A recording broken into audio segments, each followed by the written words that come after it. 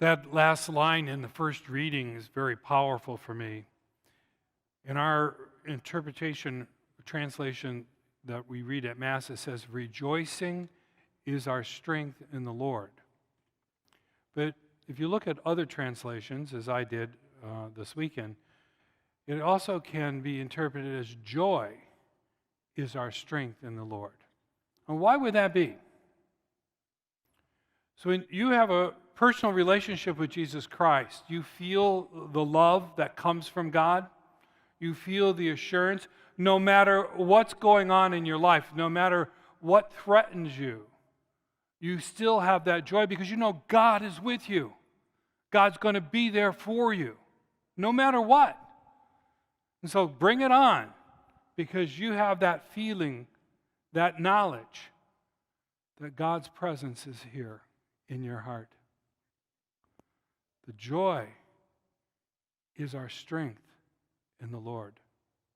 I like to tell a story about a woman, got married, had 2 kids, boy and a girl. Once she had her children, like her husband was just an appendage.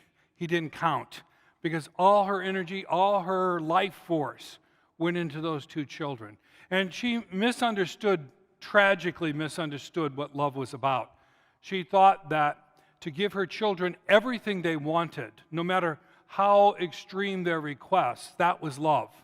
And so she set about to do exactly that, to give her kids everything. And as a result, she raised 2 very selfish, self-centered, narcissistic children. Her husband, trying his best to be part of this family, until finally she said, "Look, your only role here is to bring the paycheck." And you blame him after time, trying and trying, he just walked out, left her. Her son, when he became a young man, made a request of his mother that she wanted to be able to give to him, but it was impossible for her to do so. It was just ridiculous. And because he didn't get his way, he turned on his mother and said, "I don't want anything to do with you." And he walked out of her life. Her daughter then became the sole purpose of her life. And she had raised her daughter to be very vain, that all the things about physical appearance was so important. She bought her all kinds of clothes, the latest designer wear, made sure she had her hair perfectly coiffed all the time. So the girl thought that her value was in how she appeared. And she was in a terrible car accident, and she got a scar on her face because that girl just couldn't face life with being maimed that way. She took her own life, and the woman was all alone. Now, she had not had an experience of church because she didn't need God. Her children were her God. And now she was left alone, broke, lonely, grieving, horrible. And her sister tried to help her, tried to get her some counseling, but she said, "I can't afford it." So the sister says, "Well, why don't you go to the priest? They don't charge anything." That's true, we don't. And so she came to the priest. She came in and she sat down, and she started wailing and feeling sorry for herself and how life had treated her. The priest just sat there, didn't comment. Finally, he said, "Our time is up." And she thought, boy, he's really terrible at this. And as he stood up, he picked up a box and shoved it in her arms. He said, "Would you carry this over to the school for me?" And he picked up a box, and they walked across the parking lot. She's thinking, what is this? And they got over in the school, and there was a program going on for special need children. And he said, "We're kind of short-handed. Would you take this to that group over there and see that they get these toys?" And so she went over there, and immediately, special ed children are God's gift to us. And it's unconditional love. And so they began almost immediately to demonstrate to her, who they never met before, that she was loved. And so when that session was over with, the priest said, "I'll see you next week, same time, same place." And then repeated the same thing. He sat there and she went, "Oh," and he didn't say anything, and he said, "Fine, I need your help. Would you come with me?" She went back over to that program. This time, because the children knew her, they met her at the door. And over time, through their smiles, through their kisses, through their hugs, she met God. Through their unconditional love, she became a friend of Jesus, and joy was restored to her heart. I love that story because I've seen it happen over and over and over. When you're down and when you're out, when things are really stressing you, the best thing you can do if you want to really recover is do something for someone else. First, let me tell you this. I've been a priest for over 40 years. I've been your pastor for 21 years. And I've had my share of conflicts, believe me. My share of nasty emails. The problem with me, just so you know, you yell at me, I'm going to yell right back at you. And maybe it's not right. And you send something mean, I'm just going to give you a taste of your own medicine. Shut you up. So, at the beginning of the school year, we decided, as I felt very strongly, that decisions about children and wearing masks should be a parent's decision, not the school. So we made it optional. And oh my gosh, the emails that came. And it wasn't just normal angry emails. It was rage. It was nastiness. It was personal. Boy, I had to even get up and give a homily to calm that down. And then with Omicron coming, we decided at the beginning of the year that just for 16 school days, we would make the children wear masks for a very practical reason. Not necessarily because I think these work, but because the rules that we have to follow, if a child gets sick, then those who are in close proximity to them, whether they're sick or not, have to be sent home and put in isolation as well. So we could have up to half the class out, and we simply couldn't teach that way. And knew that Omicron, and it is starting to decline, by the end of the month would be more manageable. So we did that, and the email started. Now from the other side, with rage and anger and personal attacks. Wow.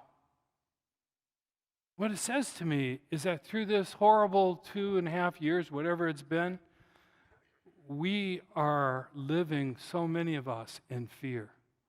Oh, I get it. When it comes to your children, you have a right to be as strong as possible. I mean, that's the most precious thing you have. I get that. But there's a difference between expressing your opinion and personally attacking. And so I still understand that rage. But we're living in fear, or we're living in anger. We're just so angry all the time. Or like most of us, we're just darn right frustrated. I went to the grocery store the other day. I haven't been to the grocery store since this knee thing happened. And I spent $250 to feed the two of us. I couldn't believe it. It was like 4 bags of groceries. And the meat was 99 cents a pound on sale. I couldn't believe how much it cost. What is going on? There's a level of frustration. And so when we're feeling this fear, when we're feeling this anger, when we're feeling this level of frustration, a type of systemic depression sets in, it is impossible to have joy when your life is consumed by fear. It's impossible to have joy when you're also consumed by anger. It's impossible to have joy if your life is full of frustration. And so it's time for us to see how we can get out of these emotions that are negative and do something positive for someone else.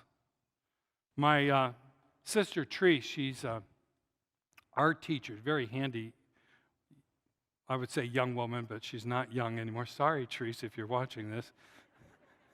You're younger. I know she said, I'm still younger than you are. Well, that's true. Well, my sister Treese came to visit, and one of those stupid things that I do all the time, people say anything like, can I do anything for you? I say, yeah, you can rub my feet. And everybody goes, ooh, that's gross. So I said to Treese, yeah, you can rub my feet, when she asked, what can I do for you? And she's okay. And she fell on the floor, and she rubbed my, we even have a video of it. which I've been sending out to all kinds of people to hopefully inspire them. My sister Teresa, I love her to death. She single, never been married, doesn't have any children. And those of you who don't have pets may not appreciate this, but pets, especially for those of us who don't have kids, they become very important in your life. Even if you have kids, pets can become very important in your life. And Teresa's had a habit of going to shelters and getting pets that nobody else would have anything to do with, like blind dogs and epileptic cats. And in the last 5 or so years, she's lost 4 pets very tragically. One little dog she was holding in her arms looked up at her, let a sigh, and had a stroke and died. Two of her dogs have drowned to death. One cat got up in the wheel in the back of her car, and she backed up and killed the poor cat. And so it's been very hard for her, and she recently lost another pet. And so I mentioned something to her because my dog was in her lap, and she was loving Bella. And she told me what she's done, because in her sadness of losing her last pet, she noticed as she looked out her front window how many neighbors were walking their dogs in front of her house. And so she thought, instead of focusing in herself, she did this. You can put that slide up. She built this thing. It's a treat house for dogs. It's in her front yard, and you could flip through some of the different images there. It's in her front yard, and when people walk their dogs now, they go up to the treat box. And it was really cute that a little girl sent her a Christmas card, put it in the box with $1 to pay for more treats for their dog. And it's caused the neighbors to gather around and start talking to each other. One man who never spoke to her before came up and thanked her for the box and told her, my dog never even went down the street, but now every time I take this dog out, he's got to come. And actually, you don't see it here, but when there's snow on the ground, there's dog prints all the way up to that box and back. And it struck me that she was doing something instinctively to solve the pain and the hurt inside her. Do something good for someone else. Amen?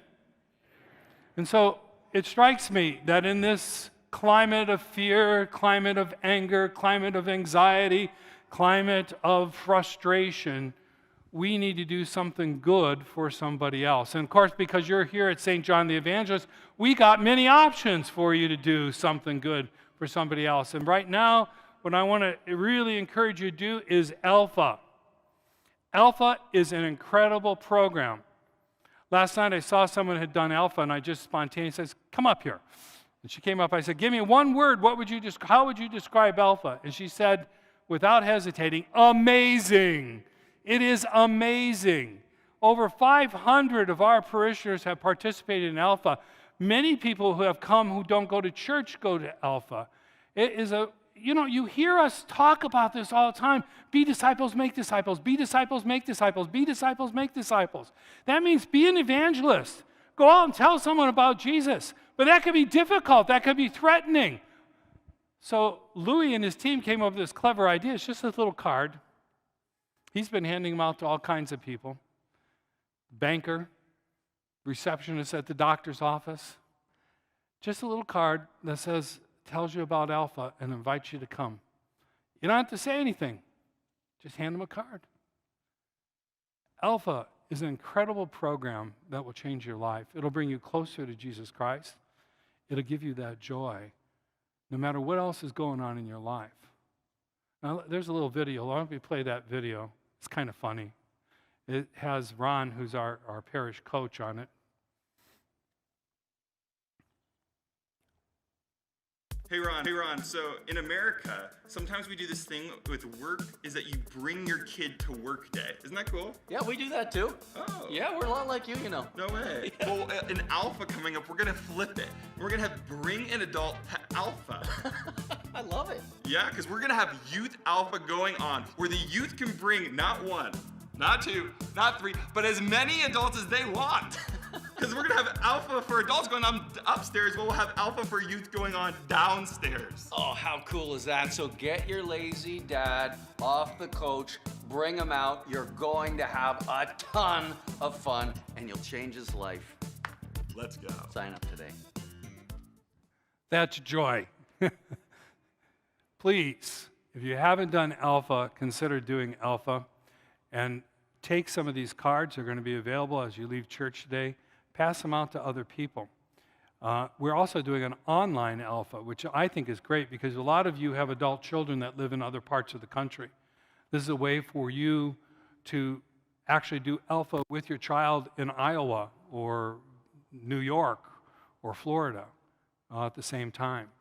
And Ron is going to be part of that team on the online Alpha. So I encourage you, and if you've done Alpha already, don't sign up again, because a lot of people, once they do it, want to do it over and over and over because it's amazing.